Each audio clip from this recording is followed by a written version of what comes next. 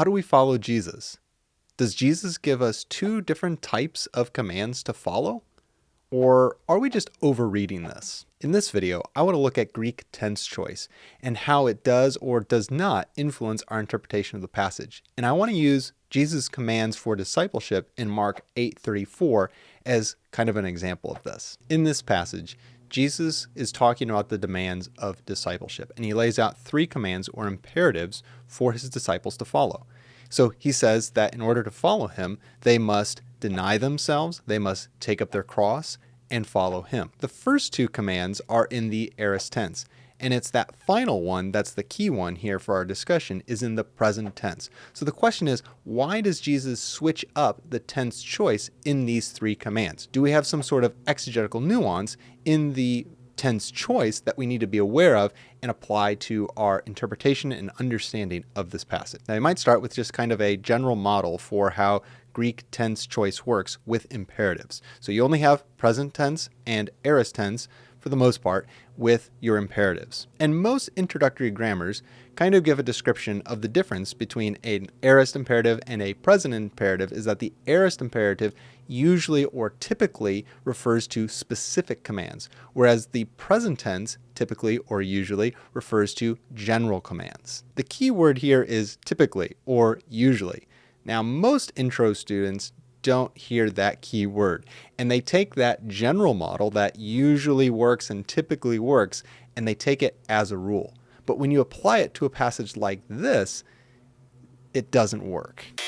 In which case, this is a great reminder that there are a variety of factors that influence tense choice. So we're back to the question of Jesus' word. Is this tense choice intentional, or are there other factors that are at play? One factor that can influence a tense choice change, say that 5 times real fast, is context.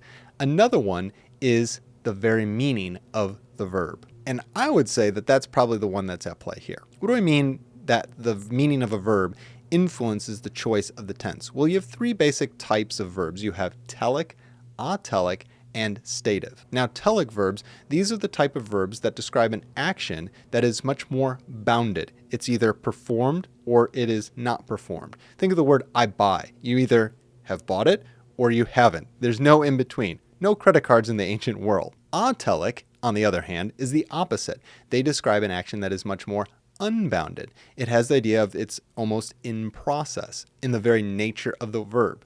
So think of the verb I walk like erkomai. I am going. Like, you don't just take one step and call that a walk, right? There's a process, there's continual steps. And so the very nature of this idea of walking is a progressive one, is an unbounded one. That's atelic. Then you have stative verbs, which describe a state of affairs or a state of being. Think of the verb eimi, I am. So here's the point of why we talk about these 3 different categories of verbs, is that each category has its own preference for a specific type of tense.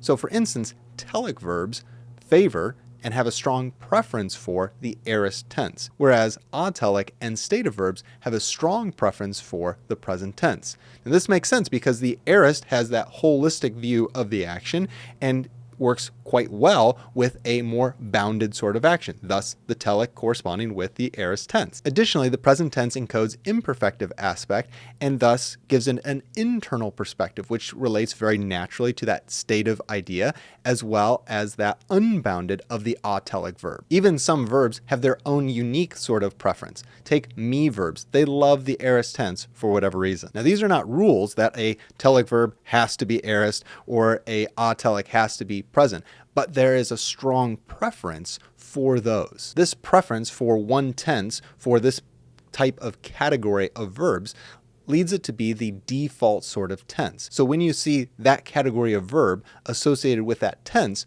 you shouldn't ascribe extra nuance to it. It's just the default tense that is associated with that type of verb. Now let's look back at Mark 8:34 and kind of use some of this information to help us diagnose what's going on in this passage. So Jesus gives 3 commands here that they must deny themselves and take up their cross and follow me. The first 2 commands seem to be more of a bounded nature and thus telic verbs. deny themselves. That seems to be something you do or you don't do. And to take up the cross is either something you do or you don't do. So more bounded. So this would naturally cohere with the aorist tense. And that's what we find in Jesus' statements there. Both commands are in the aorist tense. So this is default, so nothing unusual here. The question has to do with that third imperative, aklutheto. This one is in the present tense, but if we think of just the very nature of the verb itself, it has that kind of unbounded sort of idea of follow. It's something not that you do or you don't do, it's sort of a unbounded sort of action, sort of process, which would naturally cohere with the present tense.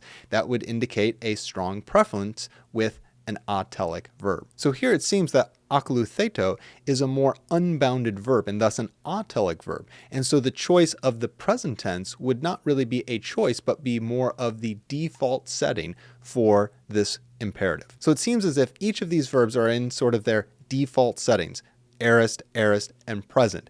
And thus they are all sort of equals. It's not as if the first two imperatives are kind of the general ones or regular old ones, and then the present one is special. They all seem to have the same semantic weight to them. In other words, there's no special nuance to the final imperative in the present tense. They all are 3 steps in the command of following Jesus. Now, one other thing that we can do to confirm our sort of analysis of the meaning of the verb is to look at what preferences do we see across other passages for these verbs. Now we have limited data for that first imperative, aparneomai, to deny oneself. It's only used twice, and both of those are used in the aorist tense. So perhaps slightly limited, but also we see that it's not in the present tense. So perhaps confirm. That second verb, airo, is used 26 times as an imperative in the New Testament, 22 of which are in the aorist tense and only 4 are in the present tense. So again, this confirms that it has a strong preference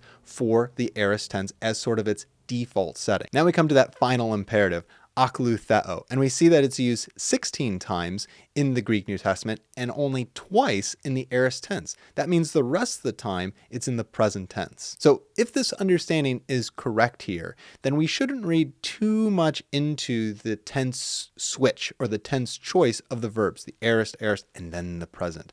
It seems as if they are all the same. Thus, Jesus does not appear to be indicating an additional level of discipleship or another element of obedience.